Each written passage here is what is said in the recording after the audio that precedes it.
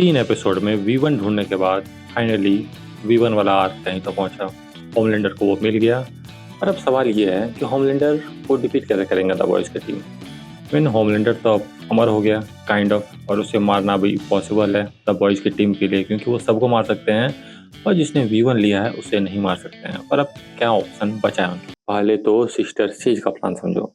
Sister says हमेशा से चाहते थे कि होमलैंडर को वी1 मिल जाए। वो सारी चीज़ें नौटंकी थी जो वो बुचर और सबके सामने वो उसने किया, बॉयज़ की टीम के सामने, कि ओह माय गॉड, कैसे होमलैंडर को वी1 मिल गया, मैं तो दुखी हो गई, मेरा प्लान फेल हो गया। नहीं, वो पहले से ही चाहती थी। उसने एशली को बताया था कि वो चाहती है कि होमलैंडर को वी1 मिल जाए और पूरा वायरस फैल जाए और सब मरे और होमलैंडर भी तबाही करे, हुक और ह्यूमंस के बीच लड़ाई हो जाए और पूरा ही तबाही मच जाए और वो बंकर में छिप जाए और वहीं वो रहे। तो कहीं ना कहीं सिस्टर से चाहती है कि पूरा एक कैओस मचे, पूरा एक सिविल वार मचे।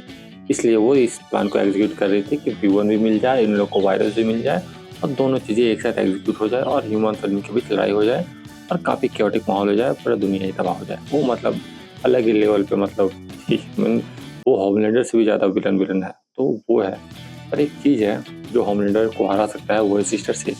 क्योंकि सिस्टर सेज अगर वो वी1 बना सकती है, होमलैंडर कहता है कि कोई अगर वी1 बना सकता है तो वो तुम हो और तुमसे ज़्यादा चालाक कोई और हो नहीं सकता, बाकी जो लोग बनाए थे वी1।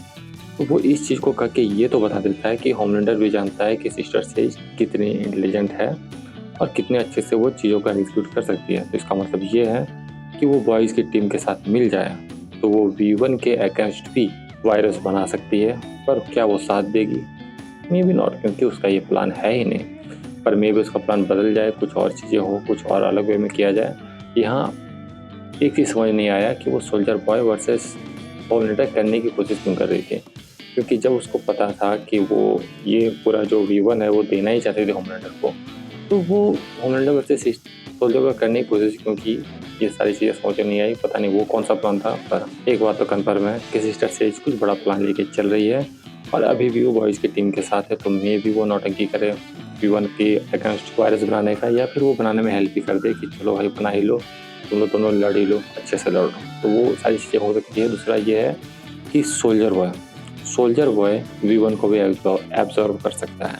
तो किसी वे में अगर बॉयज़ की team Homelander versus soldier boy करने में एबल रही तो वो आराम से होमलैंडर को हरा सकती है, क्योंकि सोल्जर बॉय है जो उसकी पावर को एब्जॉर्व कर सकता है इवन वी1 लेने के बाद भी।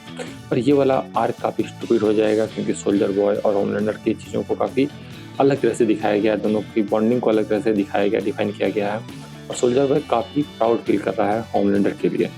तो वो अचानक से चेंज क्यों होगा, ये सारी चीज़ें समझ नहीं आ रही है। पर एक चीज़ है जो कर सकते हैं द बॉयज़ की टीम, वो ट्रिक कर सकते हैं। जैसे सोल्जर बॉय ने ट्रिक किया ना, जब स्पीड स्टार वाला पूरा जो माहौल हुआ, सुपरनेचुरल का जो टीम अप हुआ था वहाँ पे, तो सबको सामने रख के वो सबको मार रहा था उसकी स्पीड को देखते हुए, मतलब उसकी स्पीड को यूज़ करते हुए। वैसा ही कुछ कर सकते हैं कि हम सोल्जर बॉय सोचो कि अपने पावर को यूज़ कर रहा हो बुचर पे, पर वो उसी टाइम वहाँ पे किसी भी तरह से कोई ऐसा ट्रिक बिठा के वहाँ पे होमलैंडर को ले आए और बुचर को ना अटैक करके होमलैंडर पे अटैक कर दे और उसको सारा पावर एब्जॉर्ब कर ले और कहीं ना कहीं वो गिल्ट ट्रिप में चल जाए कि अरे मैंने अपने बेटे को ही मार दिया। ऐसा कुछ ट्राई कर सकते हैं द बॉयज़ की टीम। और जो इतना हरामी बुचर है वो ऐसी चीज़ों को एग्जीक्यूट कर सकता है, तो पॉसिबल है कि ये वो कर ले। पर फिलहाल के लिए ये भी पॉसिबिलिटी नहीं दिख रही है। मुझे लग रहा है वो लोग वायरस बना लेंगे वी1 के अगेंस्ट, इसकी पॉसिबिलिटी ज़्यादा है। होमलैंडर को बंद कर दो, सिस्टर सेज ने बंकर बनाया था ना वहाँ पे, क्योंकि ये भी प्लान वर्क कर सकता है। अब सोचो, जो उन्होंने वायरस बनाया है वो होमलैंडर को मारेगा नहीं, पर वो टेम्परेरी जोन पे इफेक्ट जरूर करता है, क्योंकि सोल्जर बॉय को भी इफेक्ट किया था, वो घायल हो गया था। वो थोड़ी देर के लिए मतलब नियर डेथ एक्सपीरियंस से जुड़ गया, फिर वो खुद को हील कर लिया।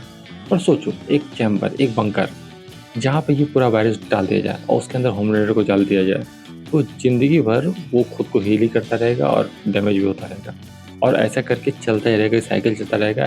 ऐसा हो जाएगा लाइफ उसका कि वो सोचेगा इससे अच्छा मर ही जाता। Mean that kind of life उसका हो सकता है अगर द बॉयज़ की टीम अच्छे से प्लानिंग करती है। तो पहले उस पर वायरस फेंकेगी, होमलैंडर घायल होगा, फिर उसे पकड़ेगी और बंकर में डाल देगी, सोल्जर को के बंकर में डाल देगी और वहाँ पे पूरा वायरस को छोड़ देगी बहुत बड़े मात्रा में और उस बंकर में उसको बंद कर देगी। सिस्टर सेज को हेल्प करना होगा और सो होमलैंडर चल गया तो सिस्टर सेज का भी माहौल ठीक हो जाएगा, सिस्टर सेज भी अपनी लाइफ अच्छी तरह से जी पाएगी। तो ये चीज़ें भी किया जा सकता है और ये चीज़ें कर सकती है होमलैंड सिस्टर सेजी द बॉयज़ की टीम के साथ मिलकर। तो ये 3-4 चीज़ें हैं जो द बॉयज़ की टीम कर सकती है होमलैंडर को हराने के लिए।